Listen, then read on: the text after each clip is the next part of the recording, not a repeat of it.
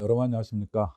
오늘은 세계 최고의 국민 행복도를 지닌 나라 부탄 이야기를 하겠습니다.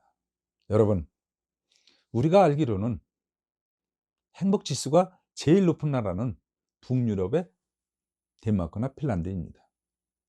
그런데 왜 행복도가 제일 높은 나라는 히말라야 산속의 나라인 부탄일까요?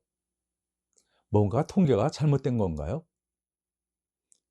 아니면 행복 지수와 행복도가 다른 건가요? 궁금하시죠? 유엔이 제시한 행복 지수는 국민 총생산 등 경제적 가치뿐만 아니라 사회보장이나 삶의 만족도 등 인간의 행복과 삶의 질을 포괄적으로 고려하여 측정하는 지표입니다. 반면에 행복도는 국민들이 주관적으로 느끼는 행복의 정도를 의미합니다. 여러분, 유엔이 매년 발표하는 행복지수는 덴마크나 핀란드 등 북유럽 국가들이 1위를 다투고 있습니다. 하지만 국민들이 주관적으로 느끼는 행복도는 경제력이 우리의 10분의 1 정도에 불과함에도 불구하고 히말라야 산속의 조그만 나라인 부탄이 최고가 될 수 있게 되는 겁니다. 참고로 우리나라는 국가 총생산은 전 세계에서 10위 정도에 해당됩니다. 그런데 국민의 행복지수는 58위입니다. 또 국민의 행복도는 118위에 해당합니다. 이렇게 우리나라는 경제력은 세계에서 상위 그룹에 속하는 나라이지만 그 속에 사는 국민들은 그렇게 행복하지 않다는 겁니다. 그러면 주관적으로 행복을 느끼는 정도를 의미하는 우리 국민의 행복도는 얼마나 되는지 보겠습니다. 여러분, 2019년 최근의 조사 결과에 의하면 행복하냐는 물음에 행복하다라고 답을 한 사람은 54%였습니다. 이는 조사 대상국 평균인 64%에 미치지 못하는 수치입니다. 특히 매우 행복에 답한 사람은 3%에 불과해 조사 대상국 중 최하위였습니다. 지난 10년 동안의 한국인의 행복도를 보면 2011년에 71%, 2013년에 62%, 2017년 탄핵 청구 때 48%로 뚝 떨어졌다가 2018년 57%, 2019년 올해 52%입니다. 행복도가 높은 나라에 속하는 호주나 카나다는 행복도가 86%에 해당하고 있습니다. 여러분, 이렇듯 행복지수와 행복도는 나라마다 다릅니다. 저는 2년 전 행복지수가 아닌 주관적으로 행복을 느끼는 정도를 의미하는 국민 행복도가 최고라는 부탄이 궁금해졌습니다. 작정하고 부탄을 다녀오기로 했습니다. 부탄은 히말라야 산에 있는 인구 76만 정도의 은둔의 국가입니다. 부탄 유일의 국제공항이라는 파로공항을 통해서만 하늘길이 열리고 있습니다. 공항은 산으로 둘러싸인 계곡 속에 조그만 조용한 공항이었습니다. 부탄 제2의 도시라는 파로 시내를 들어갔습니다.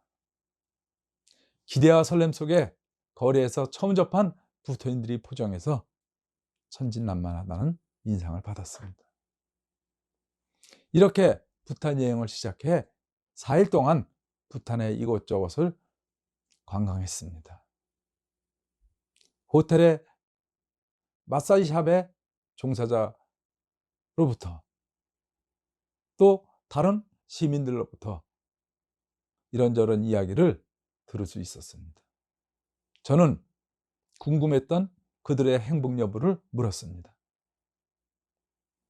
근데 그들 모두가 한결같이 행복하다라고 저한테 이야기를 해주는 겁니다. 이렇게 보고 듣고 느낀 부탄 이야기를 동행한 가이드에게 해주면서 부탄인들의 행복 여부에 대해서 물었습니다. 정말 부탄인들은 대다수가 행복하다고 생각하나요? 라고 하는 제 물음에 본인도 그렇고 주변의 부탄인들도 행복합니다 라고 자신 있게 답을 하는 겁니다. 여러분, 어떻게 그럴까요? 부탄은 국민의 행복도를 체계적으로 연구하는 국민행복연구소를 만든 나라입니다. 부탄은 국민의 행복도를 최우선에 두고 국가 경영을 한다고 합니다. 어떤 정책도 국민 행복과 부합되지 않으면 채택하지 않는다는 겁니다. 부탄에는 국민 총행복위원회가 설치되어 있는데 실제 모든 정책은 이 위원회의 심사를 통과해야 한다고 합니다. 심사 기준은 환경 등 4가지 기준에 부합하는지를 놓고 평가하는데 총점 78점을 얻지 못하면 그 정책은 자동적으로 폐기된다고 하는 겁니다. 물질적인 풍요와 관계없이 부탄 국민들이 느끼는 행복도가 왜 세계 최고인지를 이해하게 되는 순간이었습니다. 여러분, 저는 부탄 여행의 백미라는 탁산사원 트레킹을 하기로 했습니다. 트레킹을 하기로 한 날 이른 아침 일어나 숙소 베란다를 열었습니다. 8호의 주변 산과 들판이 어우러져 그림 같은 아늑한 분위기를 자아내고 있습니다. 그냥 숙소에 머무를 수가 없다는 생각이 불현듯 들어 1시간여 들판을 산책했습니다. 해발 2300여 미터의 산속에서 맑은 공기를 마시며 걸으니 그냥 행복해지는 겁니다. 아침 식사 후 탁산사원 트레킹을 시작하는 해발 2600m의 람탕카에 도착했습니다. 탁산사원은 해발 3120m 지점의 900m의 깎아지른 절벽 위에 1694년에 세운 사원으로 부탄을 상징하는 건축물입니다. 탁산사원으로 가는 길은 8호 계곡의 해발 3000m 틈을 넘어 골짜기로 오르는 아주 힘든 여정입니다. 트레킹을 시작하기 전에 동행할 가이드가 한마디 합니다. 탁산사원에 가서 기도하면 지금까지 살아오면서 지은 죄를 다 없애준다고 믿고 있어 많은 부탄인들이 힘들더라도 탁산사원에 기도하러 가요 라고 합니다. 그러면서 가이드가 한국 유학 중에 배웠다는 자기가 제일 좋아하는 한국 속담을 우리에게 소개합니다. 뭐냐고 물으니 고생 끝에 낙이 온다는 말이에요 하면서 그 속담을 믿고 즐겁게 오늘 탁산사원에 오르세요 합니다. 트레킹을 시작하면서 1시간 정도 거리에 있는 중간 집결지인 카페테리아까지 말을 타고 갈 수도 있지만 저는 걸어서 올라갔습니다. 탁산사원이 멀리 보이는 해발 2600m의 카페테리아에서 차 한잔하면서 마음을 다잡았습니다. 다시 2시간여 산길을 올라 전망대에서 바라본 900m 절벽 위에 지어진 탁산사원은 저에게 신비감을 주기에 손색이 없었습니다. 이 모습을 내가 직접 보고 이 모습이 담긴 사진을 내가 직접 찍어 가겠다고 다짐하며 열심히 올라온 나였기에 그 기쁨은 꽤 컸습니다. 다시 출발해 20여 분을 내려가고 올라가 탁상사원에 도착했습니다. 탁상사원은 통제가 엄격해 소지품을 보관시키고 몸수색까지 받으면서 들어왔습니다. 사원을 이것저것 참배하고 사원을 빠져나오면서 부탄 여행의 백미라고 할 수 있는 탁상사원 탐방을 무사히 마칠 수 있었음에 스스로 대견하고 행복했습니다. 내리막 계단을 조심스럽게 내려와 폭포수에 손을 잠깐 담갔을 뿐인데 냉기가 확 스며듭니다. 물 한 모금 손으로 받아 마시니 그 또한 행복했습니다. 다시 전망대에 도착해 심호흡을 하며 탁상사원을 향해 언제 다시 올라온다는 보장이 없다는 생각을 하면서 행복한 마음으로 인사를 건넸습니다. 산길이 중간 지점에 있는 카페테리아에서 한식으로 늦은 점심을 해결하는데 정말 꿀맛이었습니다. 너무 행복했습니다. 식사 후 일행과 이런저런 이야기를 주고받으며 트레킹을 시작한 지점까지 즐겁게 내려왔습니다. 이 또한 행복했습니다. 뭔가 해냈다는 기쁨 속에 행복한 나라 부탄 여행을 끝내는 마지막 날 8호 시내를 돌아보면서 사람들의 모습을 재미있게 살펴보았습니다. 아주 작은 것에도 행복하다고 느끼는 사람들의 표정에서 행복이 물씬 묻어나는 것을 볼 수 있었습니다. 여러분, 그런데 왜 이들은 국민소득이 우리 국민의 10분의 1 정도밖에 안 된데도 불구하고 표정에서 행복하다는 느낌을 물씬 풍기고 있는 걸까요?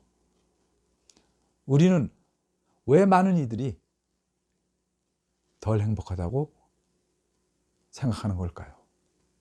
마음의 여유가 없어서일까요? 남과 비교하는 생각을 해서일까요? 이런 등등의 생각을 하면서 귀국길에 올랐습니다. 여러분, 지금 행복하신가요? 행복을 전문적으로 연구하는 학자들은 행복은 기쁨의 강도가 아닌 기쁨의 빈도라고 말을 합니다. 기쁨의 강도란 그 경험을 얼마나 강렬하게 느꼈는가를 말하는 것이고, 기쁨의 빈도란 말 그대로 일정 기간 동안 느끼는 그 경험의 횟수를 말하는 것입니다. 행복은 극적인 경험이 아닌 가랑비와 같은 잔잔한 즐거움의 횟수와 더 큰 관련이 있습니다.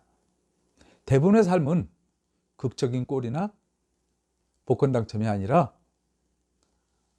소소하게 요리하고 커피 마시고 취미를 즐기고 산책하고 좋은 친구들과 담소를 나누는 소소한 경험들로 이루어집니다.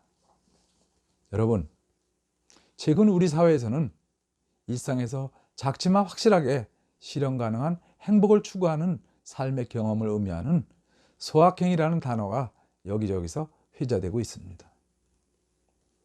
행복지수가 높은 나라들에 속하는 북유럽의 덴마크에서는 피게라는 표현으로, 또 스웨덴에서는 라곰이라는 표현으로 작지만 확실한 기쁨의 중요성을 강조하고 있습니다. 작고 확실한 행복은 남에게 인정받고 남에게 보여주기 위한 것을 최우선으로 생각하지 않습니다. 행복의 가장 중요한 주관적 경험을 최우선시합니다. 커피와 함께 음악을 듣는 즐거움, 기타 등 악기를 연주하면서 갖는 즐거움. 테니스 등 스포츠를 동호인들과 함께하는 즐거움. 숲속을 걸으며 느끼는 즐거움. 좋아하는 사람과 만나서 담소하는 즐거움. 이런 것들을 남이 알면 뭐하며 또 모르면 어떤가요? 행복은 복권 당첨과 같은 극적인 경험이 아닌 주변의 작은 소소한 것에서 가랑비와 같은 잔잔한 즐거움의 횟수와 더 관련이 있습니다. 그러니 각자의 방식대로 하고 싶은 일 하시면서 즐겁고 행복한 하루하루를 보내시면 어떨까요? 감사합니다.